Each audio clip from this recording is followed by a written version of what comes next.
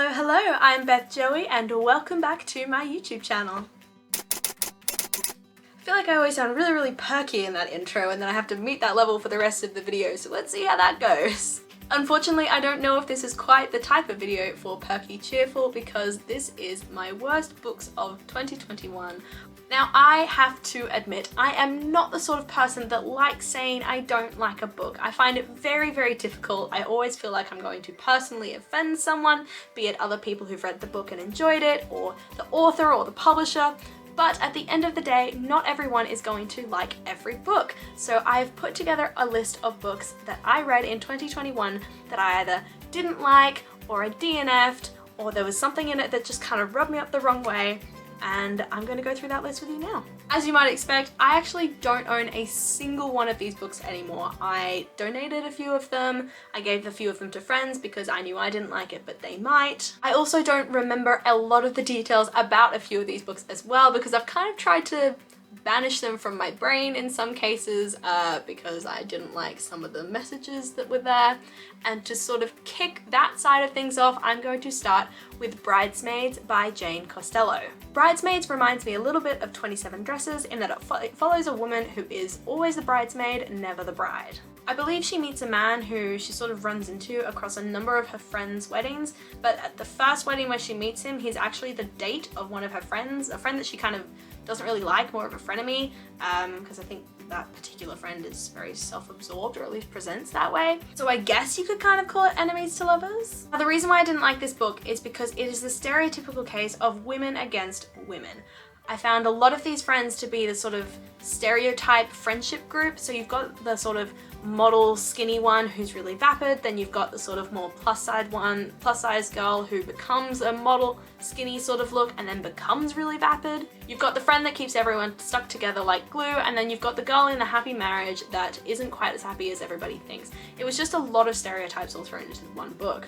I also found it was quite one of those typical romances where the guy is blamed for something that is not his fault. I think there's sort of a miscommunication that makes her think that he's cheating on her, but the actual evidence for that is really vague, and it's more she's jumping to conclusions. And then she treats him really horribly, and even when he tries to explain it to her, she still treats him really horribly. So Bridesmaids was one of my worst, if not, I think, my worst book of 2021. The second book on this list is The Shadow War by Lindsay Smith.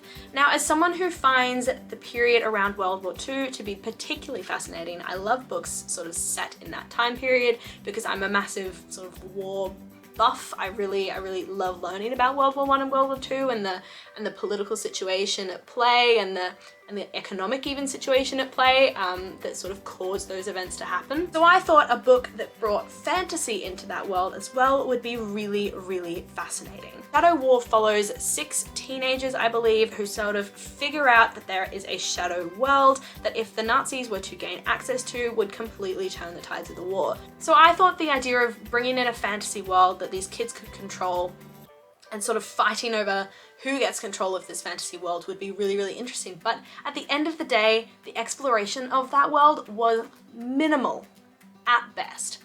It was essentially used in the same way that a rifle or a tank would be used in a war. It was given no life of its own, no exploration, no real depth in the shadow world, and I thought that was a massive missed opportunity. Plus, I think there are a lot of stereotypes at play as well. It was very much too happily ever after for me, and I think at the end of any sort of war novel, you really have to acknowledge the loss in some way, and that just wasn't done. Everybody was kind of happy at the end they defeated the bad guy, and I think that's quite naive in a war novel.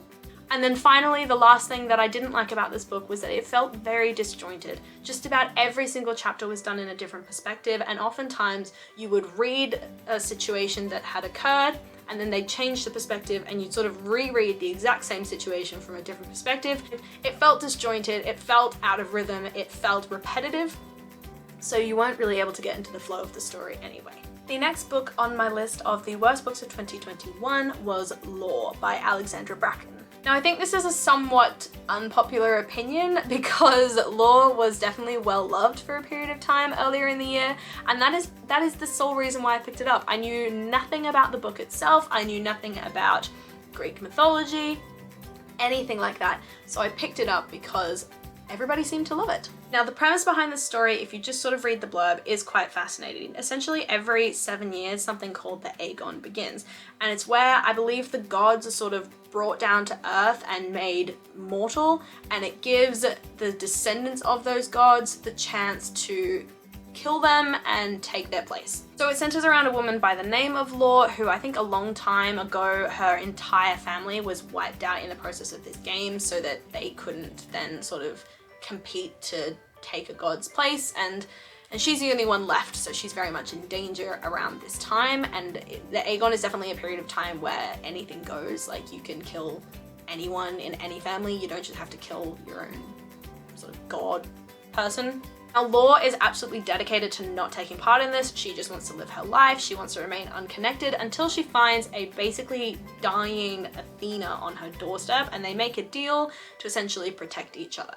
You went into it being expected to know about Greek mythology and all the different sort of the gods and then the demigods and then the everything under that, and it was confusing because I was trying to connect people back to the god they were trying to kill and all the different families, and there were so many different powers at play, different families, different characters, that it just got incredibly confusing towards the end, where I would literally have to Google every 5 seconds, who's that god, what do they do, what's their power, why is this family after them? So that was definitely probably one of my most disappointing books for 2021 because it had a lot of hype and I was really expecting a lot of really cool things, but it just didn't meet the hype at all. The next book on my worst books of 2021 list is Accidentally Engaged by Farah Heron. As the title suggests, this was a romance, and I believe it's based around an Indian family. The main girl is named Reena, and then she's sort of got this very meddling Indian family that wants her to get married, and they sort of somewhat arrange a marriage between her and another guy. And I think the guy's name is Nadeem, and he works for her father, so he's definitely got that sort of familial approval. But Reena is a sort of strong person in herself. She doesn't want to sort of abide by what her family thinks would be best for her. She's very much into rejecting that meddling that they have in her life. And so she kind of gets interested in a guy that I believe lives across the hallway from her. And she gets really, really interested in him until she finds out that he is actually the man that her parents want her to marry. So she's kind of fighting with the fact that she's actually really attracted to him against the fact that she doesn't want to do what her parents expect her to do. I think what my main issue with this book is it just kind of felt like meh. Like, there wasn't really any big hook or big moment that really makes you want to like root for this couple. It also felt very on the surface. There was no sort of delving into the sort of complicated family dynamic that she had going in her own family and resolving the issues that sort of came to light throughout the book. It was all very much like once the two of them kind of fell in love and resolved everything, the entire family was forgiven for everything that they'd done in the meantime, and it felt wrong. It felt like there should have been more depth, there should have been more delving into this family, but yeah, the whole book was kind of just meh. The last book on this list I think is another very unpopular opinion on my front, and that is The Midnight Library by Matt Haig. I know this book got a lot of hype for a while about really like delving into mental health and having a really sort of interesting take on what would you do differently if you could live your life over again. So in that way, I think the premise was really, really fascinating.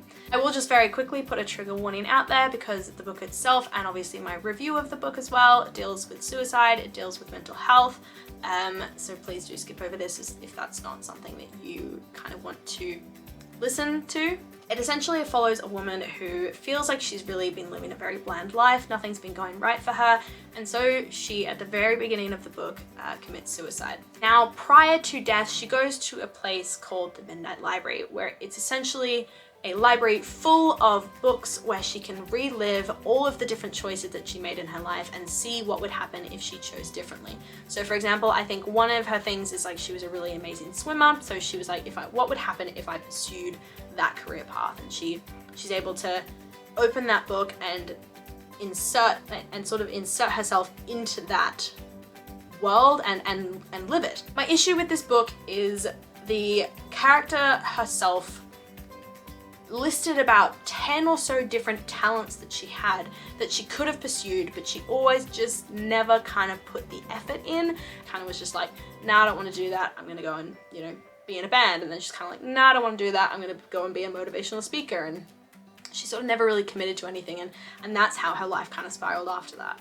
I also think that because it deals with parallel universes, Matt Haig sort of felt obligated to kind of do a couple of chapters on parallel universes more generally and the science behind that, and it felt like an obligatory nod to it. I believe there's another character who she kind of finds out is doing exactly what she's doing, and it didn't feel natural in the book. It felt like they did it because they had to, and then you sort of move on, you never hear from that particular character again, and yeah, it just felt a bit random.